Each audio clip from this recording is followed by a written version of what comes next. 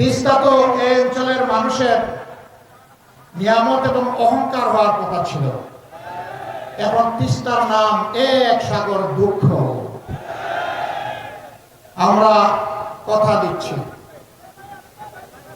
এই তিস্তাকে ইনশাআল্লাহ বিইজনিল্লাহ আমরা তিস্তাকে জীবন দিব ইনশাআল্লাহ। ওই তিস্তার কঙ্কালার মরুভূমি থাকবে না। এটি এই তিস্তা হবে উত্তরবঙ্গের অর্থনীতির কেন্দ্রবিন্দু ইনশাআল্লাহ। এখান থেকে হাইড্রো পাওয়ার হবে। এখানকার পানি সারা উত্তরবঙ্গকে ইনশাআল্লাহ উর্বর করে তুলবে।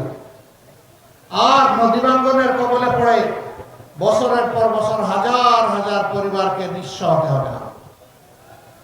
আমরা কথা দিচ্ছি যে কোনো মূল্যের বিনিময়ে ইনশাআল্লাহ তিস্তা পরিকল্পনা বাস্তবায়ন হবে।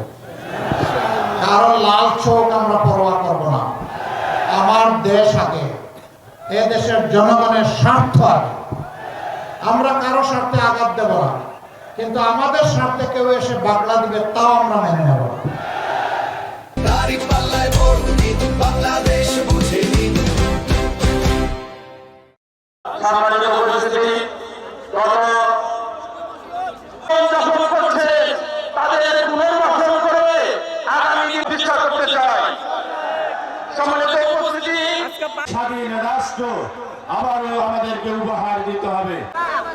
জাতীয় সংসদ সদস্য পদপ্রার্থী জনতা অ্যাডভোকেট আবু তাহের মহোদয়, বাংলাদেশ জামায়াতে ইসলামী হাতীবান্ধা উপজেলার সম্মানীয় আমির, একটি আদর্শ রাষ্ট্রে পরিণত করার জন্য আমরা চেষ্টা চালাই। আউযু বিল্লাহি মিনাশ শাইতানির রাজীম। বিসমিল্লাহির সম্মানিত সভাপতি আর কিছু সময়ের মধ্যে উপস্থিত হন।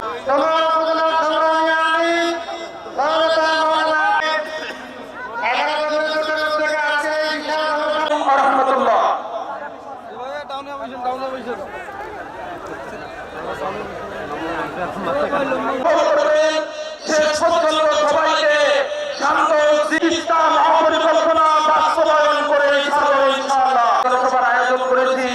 এই কারণে আমরা আগামী দিনে বাংলাদেশের এখান থেকে তার নেতৃত্বে আমরা এটা ঘোষণা করতে চাই। ও আসাদ তাদের সুপারিশ করবে, ও সৎ তাদের সুপারিশ করবে। সে তা থেকে তেলাওয়াতকৃত আয়াতের বাংলা অনুবাদ।